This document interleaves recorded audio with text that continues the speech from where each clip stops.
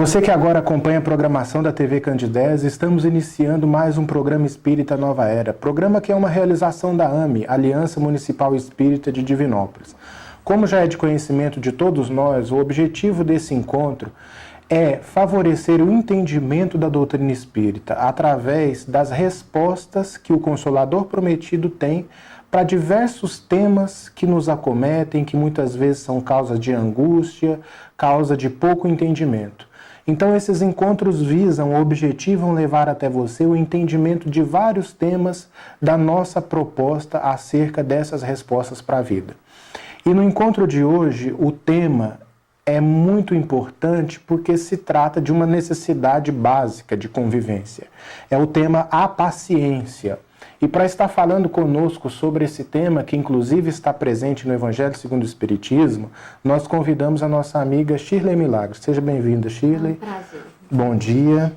Bom dia a todos, telespectadores. É um prazer estar aqui com você. Shirley, uma definição mais precisa talvez nos ajude a entender melhor o tema. O que vem a ser paciência? Então, paciência, talvez a gente tivesse que ler a palavra ao contrário, né? Sim. A ciência da paz. Na realidade, a paciência é exatamente o controle, o autocontrole, né?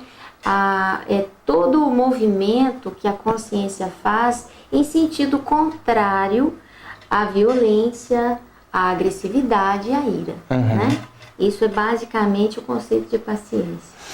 Qual é o meio mais adequado para se manter o autocontrole? Porque quando a gente fala de paciência como sendo aquele impulso na contramão à violência, às nossas respostas mais imediatas, as nossas reações mais imediatas, melhor dizendo, qual o meio mais adequado de manter esse autocontrole? Porque muitas vezes a gente é instigado a dar aquela resposta de bate-pronto, ou seja, você me ofendeu e a minha reação é mais ou menos aquela reação de ir na mesma direção da ofensa.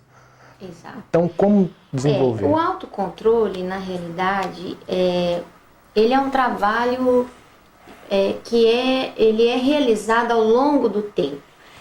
Na realidade, nós precisamos, evidentemente, de mais de uma vida, né? Para nós realizarmos plenamente esse autocontrole.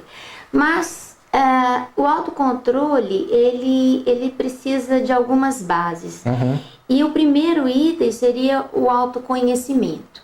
A criatura que quer ter o seu autocontrole, primeiro ela tem que conhecer as suas limitações, as suas tendências, as suas reações, a sua energia, a sua emoção. Então a gente começa pelo autoconhecimento, né? E o autoconhecimento, Ives, ele começa pelo autoamor, né? Nós já conversamos aqui algumas vezes, eu já vi alguns outros companheiros de ideal tocando nesse assunto, que a gente precisa primeiro se conhecer, reconhecendo o que você é, tanto no que se diz respeito as suas conquistas evolutivas que você já conseguiu alcançar e também as suas dificuldades evolutivas, né? O que a gente chama de vícios morais, né? As nossas limitações. Esse autoamor nos leva a uma reflexão sobre as nossas dificuldades e as nossas limitações. A partir daí, nós temos então que começar a exercer o autocontrole. E esse exercício, ele acontece nas situações pequenas do nosso dia a dia. Então é o exercício de todas as virtudes que se contrapõem ao descontrole da criatura, né? Sim. Nós começamos a exercitar no nosso dia a dia a fraternidade, a solidariedade, o perdão, o entendimento, a compreensão, o altruísmo. Na medida que a gente vai fazendo o exercício dessas virtudes, elas vão servir de base para que nasça em nós a paciência. Sim. Porque ela vai ser uma consequência do autocontrole. Então você disse muito bem e eu não sei se eu entendi. O autocontrole, na verdade, exercido, ele vai desenvolvendo a paciência, que é uma virtude definitiva. Exato. Ou seja, a paciência você não perde mais. O autocontrole, às vezes, a gente perde. Exato. Mas conforme nós formos exercendo esse autocontrole, é que nós vamos dizer assim, solidificando a paciência. Como uma virtude, como uma conquista evolutiva, Sim. né? Como uma qualidade. Interessante que aí a gente abre margem para uma outra reflexão, que é da importância da gente exercer o autocontrole, né? E da importância, às vezes, de elementos colocados no nosso caminho que venham fazer com que a gente exerça esse autocontrole. E às vezes a gente desvaloriza, né? Exatamente. E é interessante porque esse autocontrole, ele pede de nós uma postura muito ativa na identificação das nossas reações, na identificação, na visão do nosso eu sem máscaras, não é isso? Sem desculpismo e sem culpa, né? Para que nós, ao nos identificarmos, entendermos o que nós somos, nós conseguimos então colocar limites nas nossas reações, moderações nas nossas reações, né? Sermos capazes, inclusive, de criar um hiato entre o fato, o acontecimento, a demanda e a sua resposta. Sim. A hora que você cria esse hiato, você permite pensar, refletir, ponderar e responder de uma forma baseada mais no bom senso, de acordo com as diretrizes das leis divinas, né? Exato. Então, através desse ato, a gente vai exercitando o autocontrole. Para você que se sintonizou conosco nesse momento, ou então trocou de canal e agora está aqui, nós estamos transmitindo o programa Espírita Nova Era, hoje com o tema A Paciência. Quem está conversando conosco sobre esse tema é a nossa companheira Shirley Milagre. Shirley, a gente falou da importância do autocontrole. E eu acho que a partir do momento em que a gente se depara com as diferenças nas nossas personalidades, no convívio, eu acho que esse autocontrole ele ganha uma possibilidade maior de ser exercido. E aí eu te pergunto, como lidar bem com as diferenças? Porque eu acho que esse é um desafio de todos nós, lidar bem com essa diferença de uma maneira salutar, ou seja, de uma maneira que a gente não se comprometa nas nossas relações interpessoais. Exato.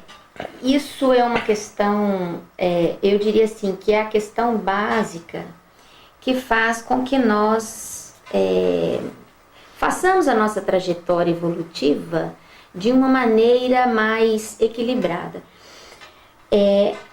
À medida que nós conseguimos compreender que nós estamos aqui no mundo, que não vivemos apenas uma vida, que o que é determinado para a gente é exatamente a evolução progressiva e inexorável em direção à divindade, à medida que nós tomamos conhecimento disso e que cada um está no seu estágio evolutivo de suas conquistas, quando nós nos aceitamos, né, Ives?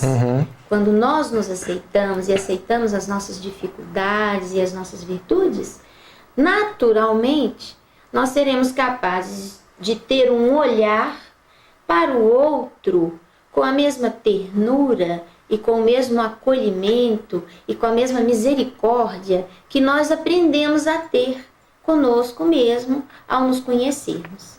Isso facilita muito o convívio com as diferenças, porque você observa as diferenças e você pondera diante das diferenças.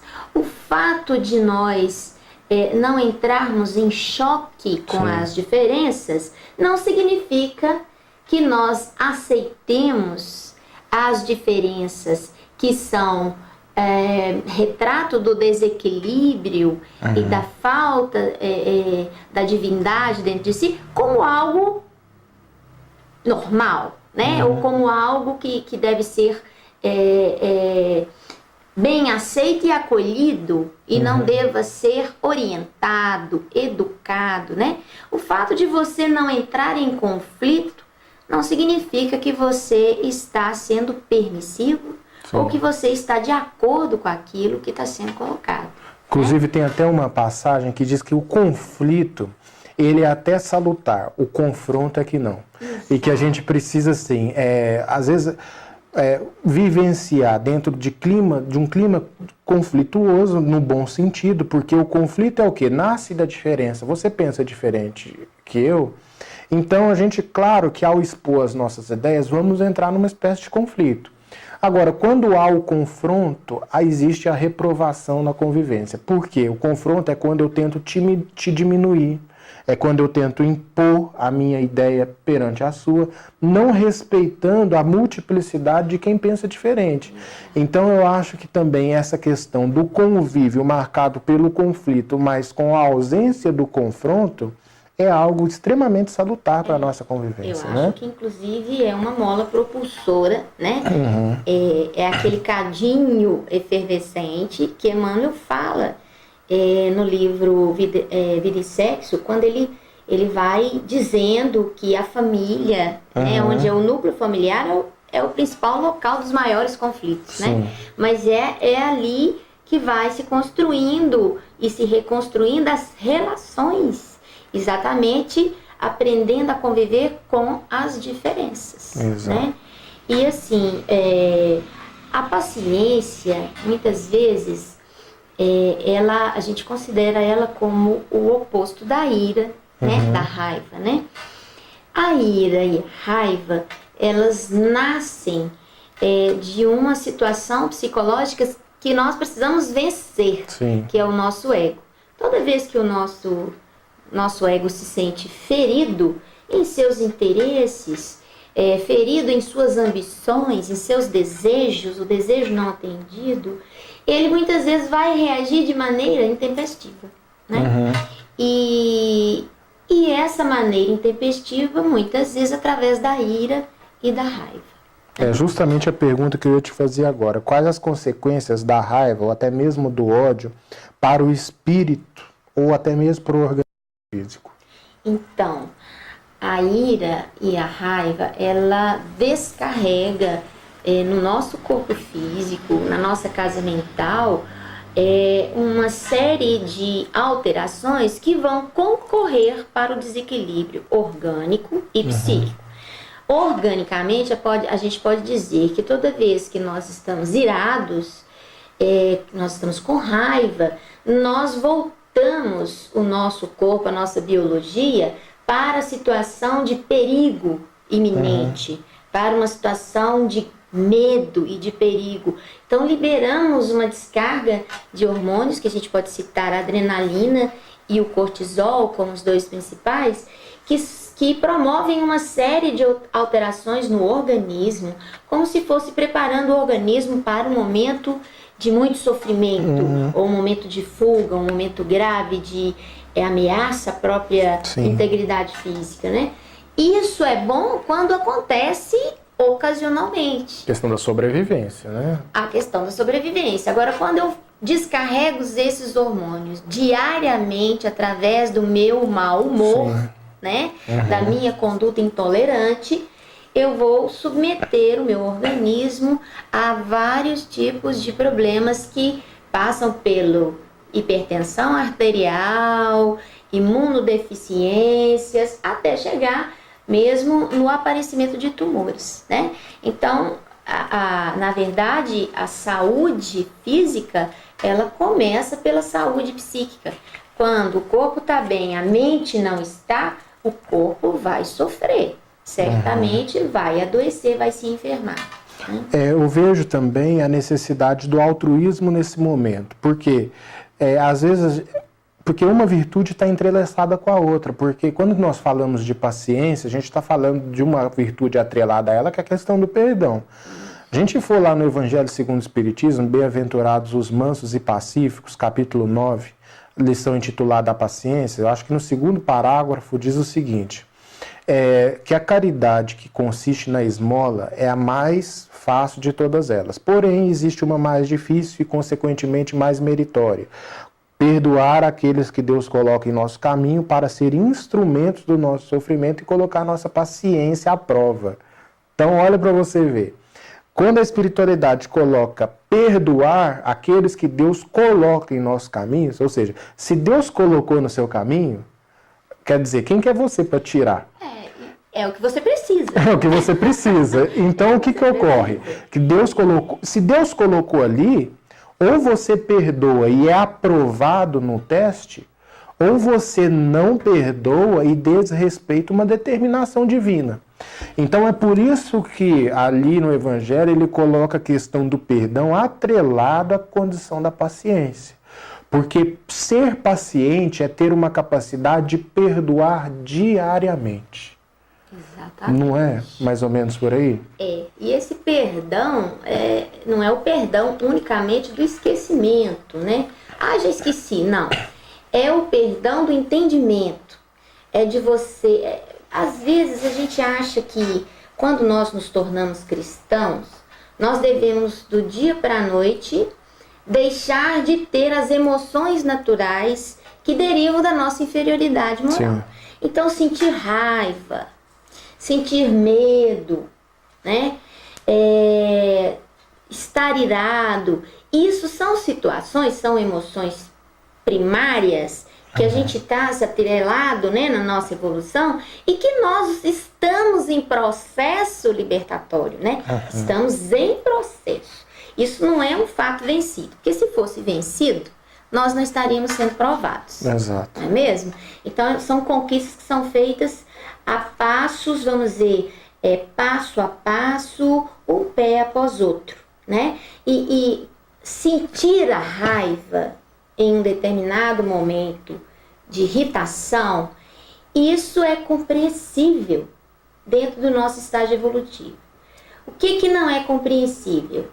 É você permitir que esta raiva tire de você toda uma reação desequilibrada, completamente contrário àquilo que a lei divina pede de você, né? Então, o ter a emoção não está errado. Sim. O que está errado é o como eu vejo a emoção, sim, qual o valor que eu dou para ela e como que eu respondo a essa emoção. Sim. Né? A gente tem que aprender a se conhecer e tem que aprender intimamente a exercer controle sobre essas emoções. Inclusive é muito interessante o que você está dizendo, porque ali no capítulo 12 do terceiro livro do Livro dos Espíritos, na pergunta 893, Allan Kardec ele faz uma pergunta do qual que seria a mais virtuosa das virtudes.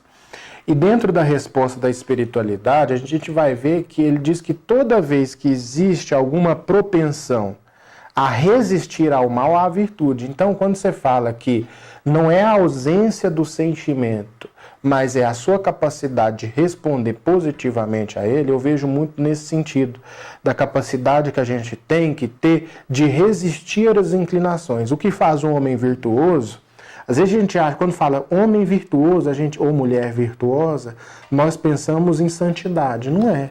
A questão é que nós vamos ter determinadas inclinações infelizes e que nem porque a gente sente essas inclinações nós vamos deixar de ser virtuosos. Por quê? A capacidade de ser virtuoso está na resistência a elas, né? Não é na ausência do sentir. Na ausência da emoção. Da emoção. Então, o dia que a gente tiver a ausência da emoção, a gente vai ser paciente. Por enquanto a gente é tolerante, eu costumo dizer isso. Porque às vezes a gente fala perdi a paciência, é um termo equivocado. Você não perde a paciência. Por quê? É uma virtude definitiva. Toda virtude definitiva a gente não perde. Você perde a tolerância. A tolerância é a sua capacidade de tolerar, de suportar. Então muitas vezes você pega aquela carga e joga fora. Não quer mais, aí você perde. Agora, nesse exercício da tolerância, a gente constrói a paciência. E eu acho que é nisso que vai a última pergunta. Como desenvolver a paciência? Eu não sei se eu já entrei na sua resposta, mas eu acho que é um tema muito abrangente. Então, é um tema com várias facetas, né, Shirley? E não é uma coisa fácil, né? Sim. Não é uma coisa fácil.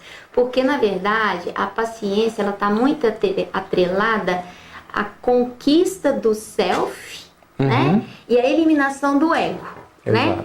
E isso, a gente leva muito tempo para fazer isso, né? Mas tem que dar um passo atrás do outro. O fato de você vislumbrar um horizonte longe, então significa que você vai cruzar os braços e dizer, tá muito longe, eu não dou conta disso. Não.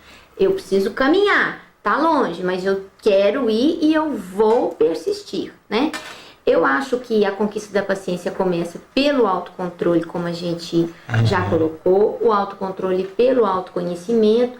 Acho que todos nós, na condição que nós estamos, nós precisamos arejar a nossa casa mental diariamente com pensamentos de otimismo, de fé, de perseverança. Devemos abrir as portas, as janelas da nossa alma para que a gente receba o reforço da espiritualidade, o encorajamento para enfrentar as situações que nos demandam a paciência através da prece. Nós precisamos ter o hábito da prece, igual nós temos o hábito de tomar água, né, de nos alimentarmos, porque a prece é um alimento espiritual. Sim. Ela nos fortalece, nos encoraja, até para esses momentos de prova, de dificuldade, onde o exercício da virtude da paciência é um tanto quanto difícil, né?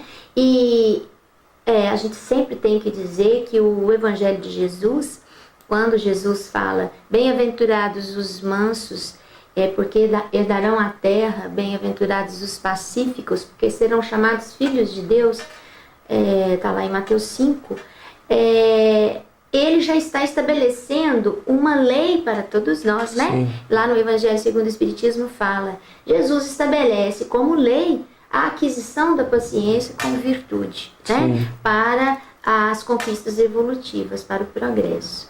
Então eu diria assim, que começa pelo autoconhecimento, o exercício diário das pequenas virtudes que a gente tem, a prece no sentido de nos fortalecer, o conhecimento do Evangelho de Jesus, que são as diretrizes e as bases para a gente fazer esse enfrentamento, né? E o exercício da paciência quando a demanda surgir. Exatamente. Lembrando ainda, eu lembrei de um provérbio chinês que diz o seguinte: pensar sempre antes de perder o controle, que 1 minuto de descontrole é o que vale a 100 anos de arrependimento. Então esse é um provérbio chinês que eu acho que a gente precisa trazer para a vida, porque num minuto de descontrole você pode se comprometer tanto do ponto de vista espiritual, que quando essa reflexão passa a tomar conta de você antes, você pensa 2 vezes antes de se desequilibrar. Shirley, nós te agradecemos as reflexões, os esclarecimentos, agradecemos ainda a audiência dos nossos telespectadores que nos acompanharam nesse bate-papo gostoso. Lembramos ainda que o nosso programa vai ao ar todo sábado às 9h30, com uma reprise às terças-feiras às 7 horas da manhã, e esperamos você nos nossos próximos encontros. Muita paz e até lá.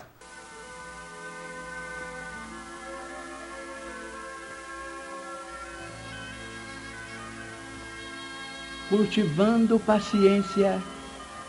Se você foi vítima de preterição em serviço, reconhecerá que isso aconteceu em favor da sua elevação de nível. Se perdeu o emprego ante a perseguição de alguém que lhe cobiçou o lugar, creia que alcançará outro muito melhor. Se um companheiro lhe atravessou o caminho, atrapalhando-lhe um negócio, transações mais lucrativas aparecerão amanhã em seu benefício. Se determinada criatura lhe tomou a residência, manejando processos inconfessáveis, em futuro próximo terá você moradia muito mais confortável.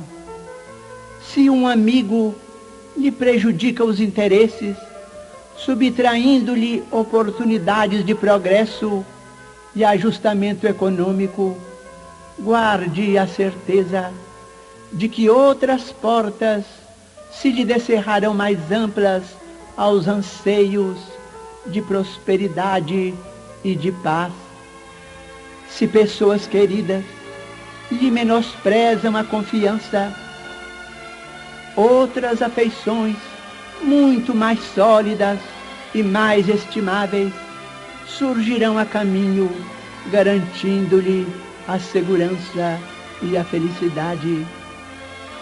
Mas nunca persigas, não atrapalhes, não desconsideres, não menosprezes e nem prejudiques a ninguém, porque sofrer é muito diferente de fazer sofrer, e a dívida é sempre uma carga dolorosa para quem a contraiu.